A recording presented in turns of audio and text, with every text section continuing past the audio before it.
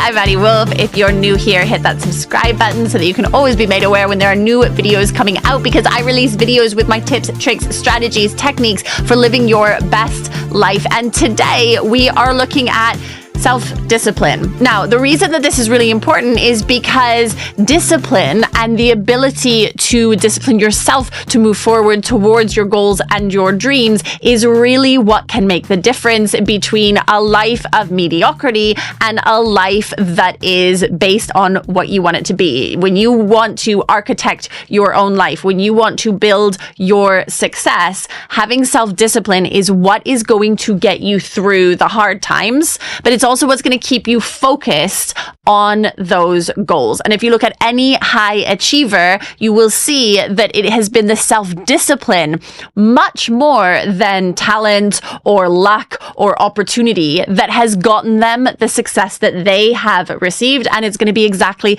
the same for you. Now, I have come through a training, a background in classical ballet, which you may or may not know. And this is what instilled in me a sense of self-discipline from a really young age. So I was really lucky, like any other high-performing athlete, to develop a sense of self-discipline at an early age, which means that I can divulge the secrets of what is actually going to make the difference for you if you are struggling with a sense of self-discipline. If you are maybe missing the mark, or you keep setting goals for yourself, or you make those New Year's resolutions, but they keep falling behind, or you keep forgetting them, or you don't get to them, or whatever it might be, whatever excuses you throw at it, it's probably a lack of self-discipline that is at the root of not achieving those goals. So if you think that is the case for you, then you are in the right place, because I am going to go through 3 really simple ways to start building your self-discipline. Now, I said at the beginning, it is not a lifetime thing. Like, you don't have to be spending your entire life building self-discipline, and you also don't have to just be born with it. You can start right now building your sense of self-discipline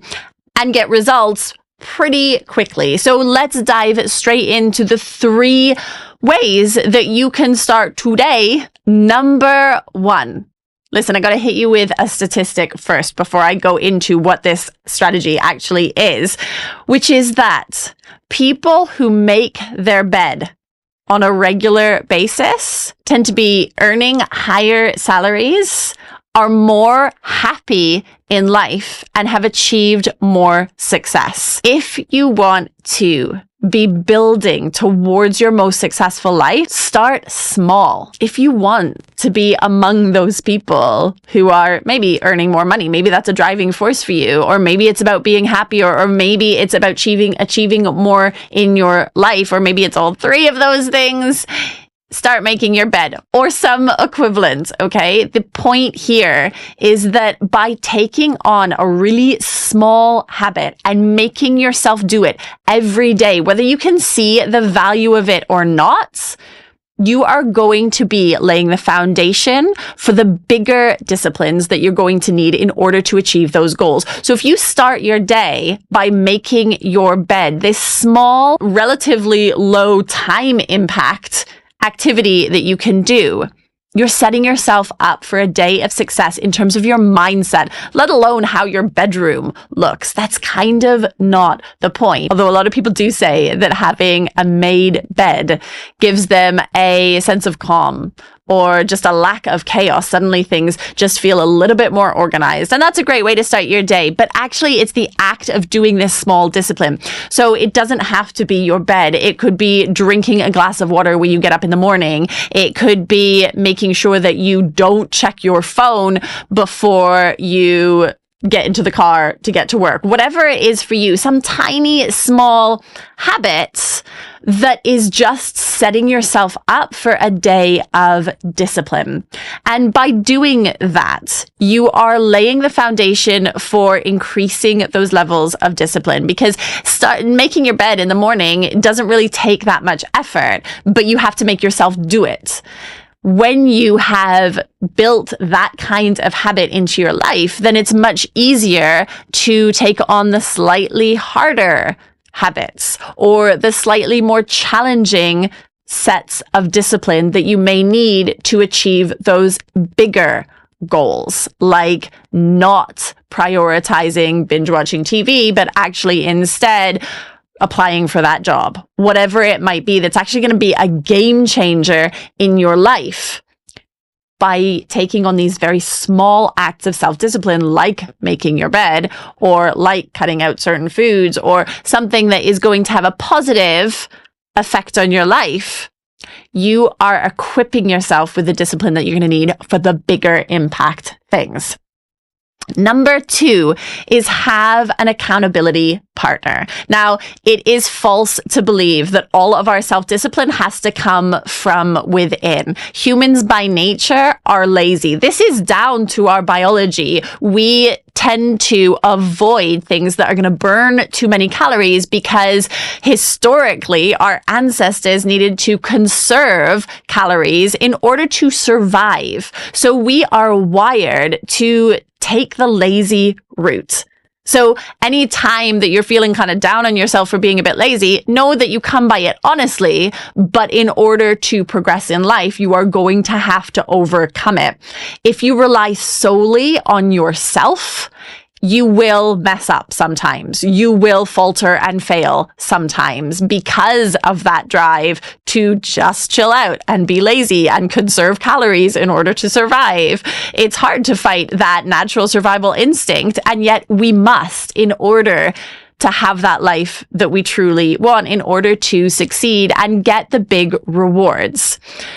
So, don't just rely on yourself. Find someone to hold you accountable. Now, that can be a partner, that can be a best friend, that can be a colleague at work. Anyone who is going to hold you to it. And then you have to verbalize to them, hey, I'm making you my accountability partner. I need you to check in and make sure I've done this thing, whatever it is. It could be that small discipline that we talked about first, the making your bed or whatever. But chances are you're going to be able to find the accountability within yourself to do those smaller things. It's when it comes to the bigger things, like sticking to the diet, like making sure that you are spending an hour on your business plan every day, like writing a chapter of your novel that you're promising yourself to get out there, whatever it might be for you, whatever those goals are for you. And by the way, if you need some help or guidance or support on creating your goals, check out my resources, because having a system for making and completing goals is absolutely integral to actually getting the ball rolling on those goals. So check out the resources below.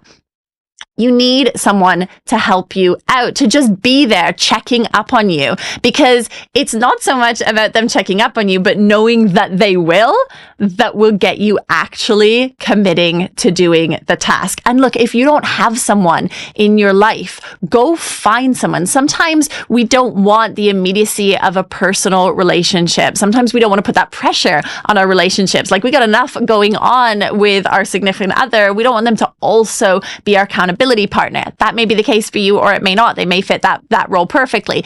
But if they don't, go out and find one. Go hire a coach. Go get someone who is going to make it their business to get you to succeed. Because when you've got that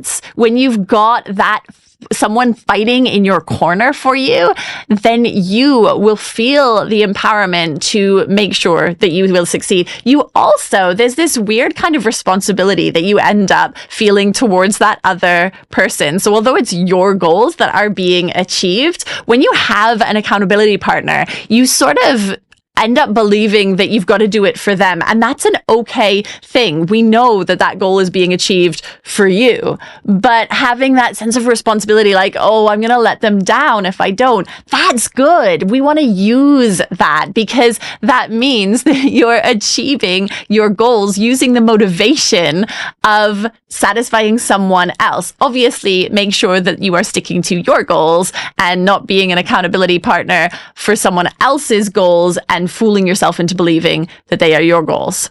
Actually, that makes me think of one other thing that I do want to bring up in the whole accountability partner thing. Buddy up with someone, because you can be someone else's accountability partner just as much as they can be yours. The trick there, though, is to make sure that you are satisfying your own agenda when you are dealing with that accountability relationship, as much as you are fulfilling that role for someone else.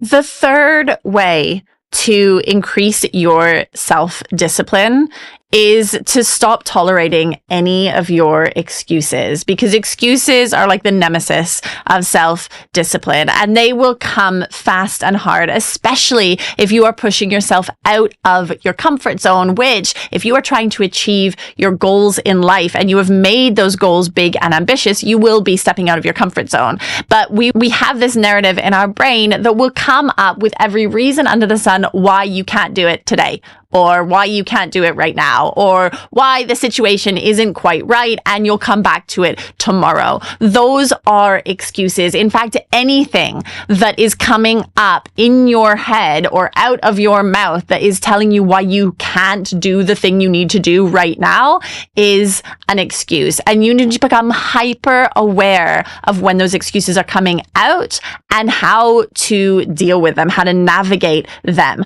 Understand whether that excuse is because of fear, because you are afraid to put yourself out there, or you are afraid of what will happen if you achieve that goal. So you've got a fear of failure, or you've got a fear of success, whatever it is. So sometimes our excuses come out of a place of fear. Sometimes they come out of a place of laziness. We already talked about that. That is a natural biological response to stress, is we want to conserve our calories. We want to stay protected, and we want to survive. Survival is a good thing. So we're not saying that, but we need to be hyper vigilant if it is an excuse, and we need to call bogus to it. We need to say, actually, that is just an excuse, and I'm going to put that excuse over there, and I'm going to do the thing anyway, even if I don't really feel like it, right? Sometimes you have to do the thing, even if conditions aren't right. So that brings me to the third point about excuses. Monitor if your excuse is because there's something that's not quite right about the situation that you're in, and you are using that as a reason not to do the thing. And if that's the excuse, fix the situation. Get whatever resources you need to in place. Make sure that the people who you need are there, or whatever it might be. Change the situation. Don't rely on the situation just kind of evolving as you need it to. Be active in creating the ultimate situation or environment so that you can progress with your goals. So those are the 3 things that you can start doing today to increase your levels of self-discipline. Remember why? Why are we trying to increase our levels of self-discipline? Because that is how we get to achieving our goals. That is how we're going to get unstuck from where we are right now. Start moving forward and progressing to live the life that we truly want to live. It's these small acts of self-discipline that are going to be the game changer. So make sure that you are implementing these today. Remember, if anything is going through your head saying, oh no, I'll implement those tomorrow, that may be point number 3 here, that may be an excuse. So make sure you are starting with those small, simple acts of self-discipline, those tiny habits that you can start making the foundation for your greater levels of discipline. Grab yourself an accountability partner, either with someone you know, or go out and find someone who can fight your corner. And number 3 is monitor those excuses, call bogus to them, and get moving forward. If this video has been helpful for you today, don't forget to hit subscribe, and also check out the description box below, because I have put in there a lot of free resources so that you can start making the changes that you want to make and building the life you want to build and living the way you want to live. Start living on your own terms. Grab those free resources below, and I'll see you again real soon.